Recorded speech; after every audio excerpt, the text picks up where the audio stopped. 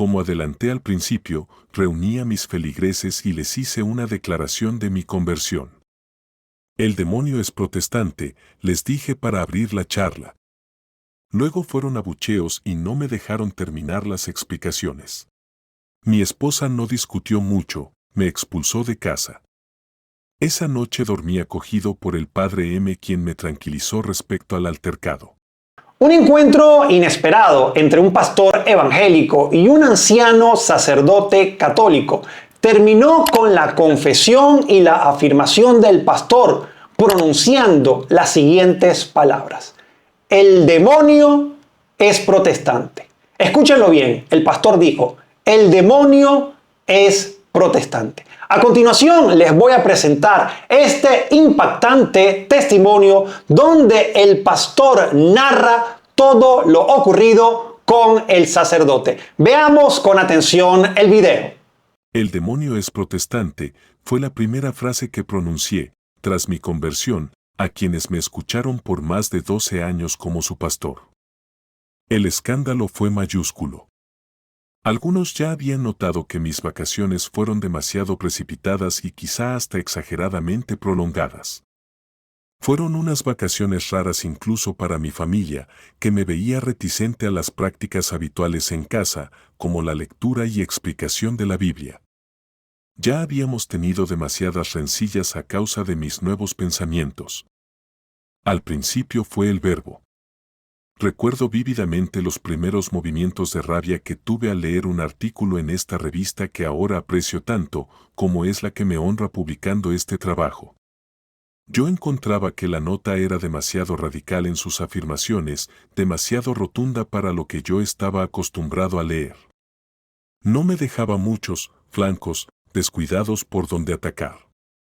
O refutaba el centro del asunto o no tenía sentido desmenuzar 3 o 4 aspectos como se me había enseñado a realizar de forma automática e inconsciente. Generalmente los católicos tienen como que una cierta vergüenza por mostrar todas las cartas sobre la mesa, y como no muestran todo con claridad, es muy fácil prender fuego a sus tiendas de campaña, porque dejan demasiados lados flojos. En lo personal nunca recurrí a lo que ahora entiendo como leyendas negras, porque me parecía que era inconducente debatir basándome en miserias personales o grupales sin haber derribado la propia lógica de su existencia.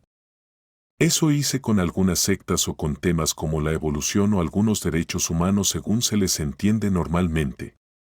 Reconozco que muchos de los que en ese momento eran mis hermanos caen en ese error, tratando de derribar moralmente al adversario diciéndole cosas aberrantes sobre su fe. Pero basta un buen argumento, y bien plantado, para que uno se vea obligado a retirarse a las trincheras de la Biblia y no querer salir de allí hasta que el temporal que iniciamos se calme al menos un poco. Pero no nos funciona a todos el mismo esquema. Muchos no se rigen tanto por la razón como por el placer de vencer en cualquier contienda. El artículo en cuestión me obligaba a pensar solo con ideas, porque de eso trataba. Mi manual con citas bíblicas para cada ocasión me servía poco. Cualquier cosa que dijera sería respondida con otra. No era ese el camino. Creo haber estado meditando en el problema unas 5 o 6 semanas. Hasta que resolví acudir a la parroquia católica que quedaba cerca de mi templo. El sacerdote del lugar se deshacía en atenciones cada vez que nos encontrábamos. La verdad es que él estuvo siempre mucho más ansioso de verme que yo de verle a él. En ocasiones nos veíamos forzados a encontrarnos en público por obligaciones propias del pueblo. Pero de ordinario no nos encontrábamos. Era lo que ahora se llama un cura nuevo, con una permanente guitarra en las manos y muchas ganas de acercarse a mí. Primera confesión de mala fe. Yo aprovechaba, Dios me perdone, de sacarle afirmaciones que escandalizaban a mis feligreses. El pobre nunca entendió que el ecumenismo muchas veces sirve más para rebajar a los católicos que para acercar a los separados. Uno tiene la sensación de que si la Iglesia puede ceder en cosas tan graves y que por siglos nos separaron, entonces realmente no le importaba tanto como a nosotros, que jamás cambiaríamos una sola jota de la doctrina. Otra cosa que solía hacer, me avergüenzo al recordarla, era tirar a mis chicos a discutir con los de la parroquia. Los pobres parroquianos se veían en serios apuros en esas ocasiones. En el fondo yo me aprovechaba de que los chicos católicos estaban muy mal formados. Como comentábamos a sus espaldas, solo van a la parroquia a divertirse, para repartir cosas a los pobres y para hacer dinámicas de vida, pero de doctrina y de escrituras no saben nada. Nos gustaba vencerlos con las cosas más tontas posibles. A veces surgían temas más sabrosos, pero con los argumentos normales bastaba para al menos hacerles callar. Esa tarde no estaba el sacerdote de siempre. Había sido removido de la parroquia por una miseria humana comprensible en alguien tan cálido en su manera de ser. Cayó en las redes del demonio bajo la tentadora forma de una parroquiana con la que ni siquiera se casó. A cambio del párroco de siempre salió a atenderme, con una cara menos complacida, un sacerdote viejo y de mirada penetrante. Lo habían castigado, relegándolo dándole el cuidado de la parroquia de nuestro pequeño pueblecito. En los últimos 30 años la población había pasado de mayoritariamente católica a una mayoría evangélica o no practicante. Yo generalmente acudía para refrescar mi memoria y cargarme de elementos que luego trabajaba como materia de mis prédicas o para sondear la visión católica de alguna cosa. El padre M no fue tan abierto. Me recibió con amabilidad, pero con distancia. Le planteé asuntos de interés común y me pidió tiempo para aclimatarse y enterarse del estado de la feligresía. Noté que habían sido arrancados varios de los afiches que nosotros les regalábamos cada cierto tiempo y que constituían verdaderos trofeos. Nuestros plantados en tierra enemiga. En verdad quedé un poco desarmado, pero logramos charlar casi de todo. Casi, porque en doctrina comenzó él a morderme. Yo comencé a responder como de costumbre, citando con exactitud una cita bíblica tras otra, para probarle su error o mi postura. En un aprieto que me puso, le dije, Padre M, comencemos desde el principio y el varón de Dios, a quien supuse enojado conmigo, me dice, de acuerdo, al principio era el verbo y... Me largué a reír nerviosamente. Aparte de que me respondía con una frase utilizada en la misa, al menos en la tradicional, imitaba mi voz citando la Biblia. Pastor Bouillon, me dijo luego, no avanzaremos mucho discutiendo con la Biblia en mano. Ya sabe usted que el demonio fue el primero en todo crimen, y por eso también fue el primer evangélico. Eso me cayó muy mal, me insultaba en la cara tratándome de demonio. Sin dejarme explicar lo que pensaba, se adelantó. Sí, fue el primer evangélico. Recuerde que el demonio intentó tentar a Cristo con la Biblia en mano. Pero Cristo les respondió con la Biblia. Entonces usted me da la razón, pastor, los dos argumentaron con la Biblia, solo que Jesús la utilizó bien y le tapó la boca. Tomó su Biblia y me leyó lo que ya sabía, que cuando el Señor ayunaba el demonio le llevó a Jerusalén, y poniéndole en lo alto del templo le repitió el Salmo XC, febrero de 12 porque escrito está que Dios mandó a sus ángeles que te guarden y lleven en sus manos para que no tropiece tu pie con alguna piedra, pero el Señor le respondió con Deuteronomio 16, pero también está escrito no tentarás al Señor tu Dios. Y el demonio se alejó confundido. Yo también me alejé, como el demonio, confundido. Me sentía rabioso por haber sido llamado demonio, y por lo que es peor, ser tratado como el demonio en el desierto. Creo que fue la plática más saludable de mi vida. La táctica del demonio. Llegué a casa rabioso. Me sentía humillado y triste. No era posible que la misma Biblia pruebe dos cosas distintas. Eso es una blasfemia. Forzosamente uno debe tener la razón y el otro malinterpreta. Busqué ayuda en la biblioteca que venía enriqueciendo con el tiempo. Consulté a varios autores tan evangélicos como yo, pero de otras congregaciones. No coincidíamos en las mismas cosas, pese a que todos utilizábamos la Biblia para apoyar lo que decíamos y demostrar que los otros se equivocaban. Me armé de fuerzas y a la primera oportunidad, caí sobre el despacho parroquial del padre M. Me recibió tan amable como la vez pasada, solo que esta vez su distancia la hacía menos tajante a causa de su mirada divertida y curiosa de la razón que me llevaba otra vez a su lado. Le largué un discurso de media hora sobre la salvación por la fe y no por las obras.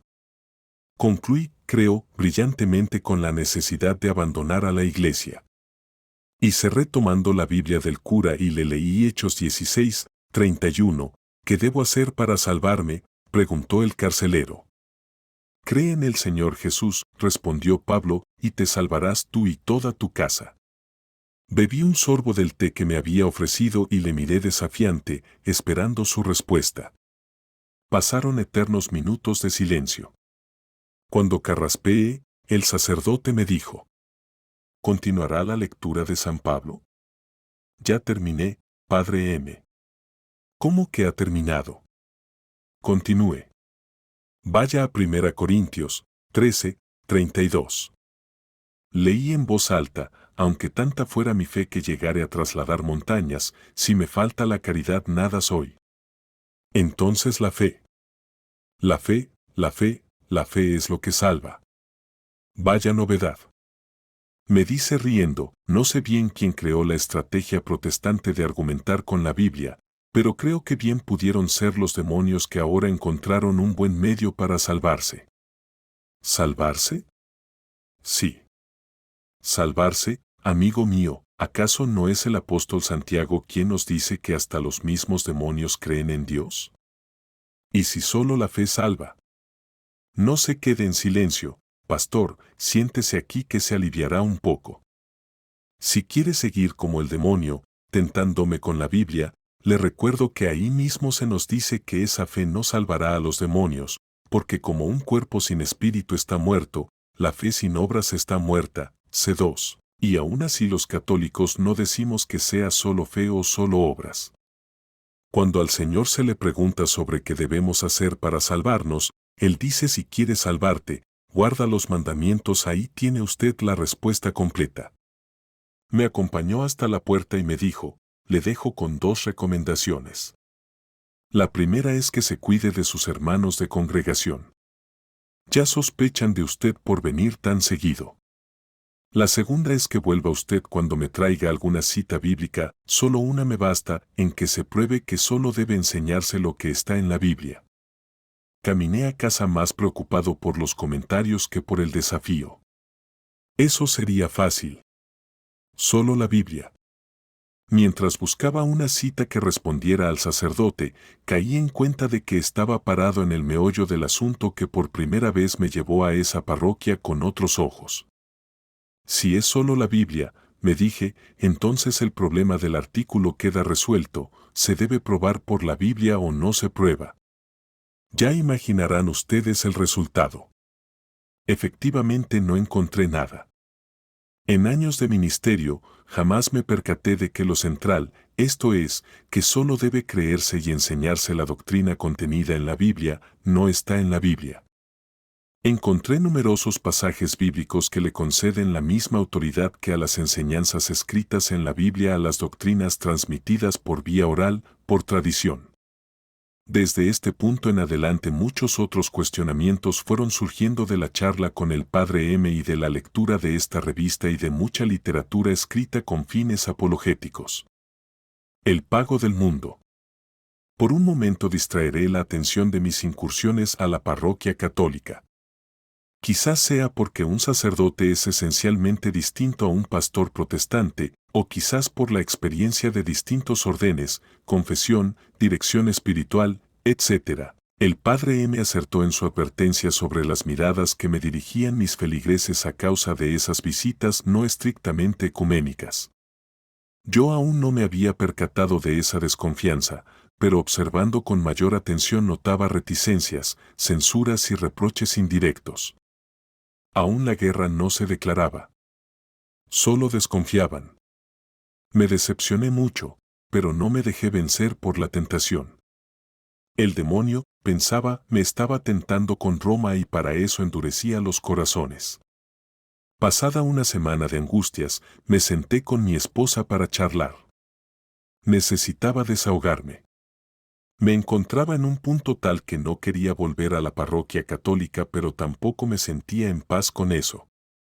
Después de la cena, oramos con los chicos y se fueron a dormir. Me sentí y abrí mi corazón a mi esposa. Ella había sido una amante confidente y mi compañera de penurias y alegrías. Me escuchó con atención. Sus palabras fueron tan sencillas como su conclusión: debía alejarme inmediatamente del sacerdote católico y tratar de recuperar la confianza de mis feligreses. Eso era lo prioritario. Teníamos una obligación de fe y teníamos que mantener una familia. No se hablaría más. El caso estaba resuelto, para ella. Traté de cumplir con todo. Ella siempre fue la sensatez y me refrenaba en las locuras. Dejar de ir a la parroquia fue más fácil para el cuerpo que para mi alma. Algo me atraía de ese ambiente y por lo demás deseaba la compañía de ese sacerdote provocador y bonachón. Más difícil fue ganarme la confianza de los feligreses. Me exigían como prenda evidente que atacase más que nunca a la iglesia para demostrar públicamente que no les guardaba ninguna simpatía. Esto me costó, pues tenía que predicar omitiendo aquellos puntos en los que difería ya de mi anterior pensamiento. Con el tiempo, mi familia y mis feligreses me dieron vuelta sus espaldas y fue la gran cruz que tuve que soportar por amar a Cristo en su iglesia. Mi querido amigo se despide. No he querido exponer aquí todas las cosas que charlamos con el buen Padre M durante semanas y semanas. Yo le visitaba furtivamente y él me acogía con amable paternalidad. Yo daba vueltas en torno al tema e intentaba responder a las sabias preguntas con las que me desafiaba. ¿Cómo detestaba tener que darle la razón? El tiempo me fue haciendo más perceptivo a sus sutilezas e ironías. De alguna forma misteriosa este sacerdote me tenía cautivado. Me acorralaba hasta la muerte, pero me daba siempre una salida honorable. Le gustaba desmoronar todos mis argumentos. Su estilo era único, destrozaba mis argumentos, acusaciones y refutaciones primero desde la lógica, dándome dos posibilidades, o quedar como un tonto o verificar por mí mismo esa estupidez. Luego, y solo luego, me invitaba a revisar el punto que yo trataba si tenía sentido desde el punto de vista de las Sagradas Escrituras. Supongo que uno de sus mayores puntos fuertes era su sólida cultura y su gran vida de piedad. Recuerdo perfectamente una fría mañana cuando recibí un aviso telefónico de la parroquia. Me pedía que le visitara en un hospital de los alrededores. Sin meditar en las normas de cautela que tomaba para evitar que mis feligreses se irritaran aún más conmigo, abandoné todo y partí. Ahí me enteré del doloroso cáncer que padecía, jamás dio muestras de sufrir, y del poco tiempo que le quedaba. La cabeza me daba vueltas. Sentía dolor por la partida de quien ya consideraba un amigo. Tomé una decisión, haría pública nuestra amistad y le visitaría a diario. Pocos días después le trasladaron, a petición suya, a su residencia. Desde ese día le acompañé a diario. Dejé muchos compromisos de lado. La tensión comenzó a crecer hasta llegar a agresiones verbales abiertas y amenazas de quitarme el cargo y el sueldo. Mi familia estaba amenazada con la pobreza. Fueron días de mucha angustia. Sabía que caminaba por los caminos correctos. Incluso pensaba en hacerme admitir en la iglesia. Los temores y las dudas de antes de la internación del Padre M se disiparon. No quería arrepentirme de mis errores ni recibir el perdón y el consuelo de nadie más. Pero la situación que me rodeaba era tan compleja que me paralizaba. Recé muchísimo y acudí a pedir el consejo del Padre M. Él me recibió con mucha amabilidad y escuchó con atención mis problemas. Él ya los conocía. Me habló de la fortaleza de esos mártires que no tuvieron en cuenta ni la carne ni la sangre ni las riquezas, solo amaron la verdad y dieron público testimonio de su adhesión a la fe. Más vale entrar al cielo siendo pobres que irse al infierno por comodidades, sentenció. Como adelanté al principio, reuní a mis feligreses y les hice una declaración de mi conversión. El demonio es protestante, les dije para abrir la charla. Luego fueron abucheos y no me dejaron terminar las explicaciones. Más tarde reuní a mi familia y les platiqué de cada punto y respondí a todas las objeciones de fe y de la situación. Mi esposa no discutió mucho, me expulsó de casa. Esa noche dormí acogido por el padre M, quien me tranquilizó respecto al altercado. Desde entonces y después de pasados años de mi conversión nunca más fui admitido en casa como padre y esposo. Hoy les visito con tanta frecuencia como me permiten, pero sus corazones siguen muy endurecidos. El padre M tuvo muchas palabras para mí, pero las que más me llegaron fue su confesión de ofrecimiento de su vida por la salvación de mi alma, y que con gusto veía el buen negocio ya cerrado. Dios escuche las plegarias de mi buen amigo en el cielo por mi esposa y mis 6 hijos para que a su tiempo y forma vivan la vida de gracia de la santa fe. Roma, mi dulce hogar. Rogué al buen sacerdote me preparara para abjurar mis errores y ser admitido en la iglesia. Dispuso de todo y una mañana de abril de 2001 fui recibido en el seno de la esposa de Cristo. En junio de ese mismo año mi querido amigo entregó su alma al Señor, siendo muy llorado por todos cuantos le conocimos mejor.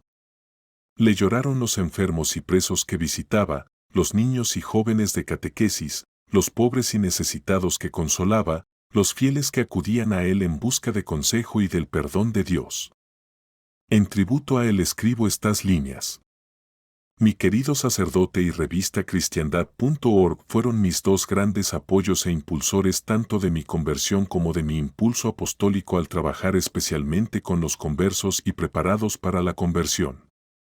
Tras su partida la parroquia fue administrada por un sacerdote más cercano al estilo del predecesor del padre M. Yo sentí mucho esto porque con su prédica y actuar desmentía muchos de esos grandes principios eternos que había conocido y amado.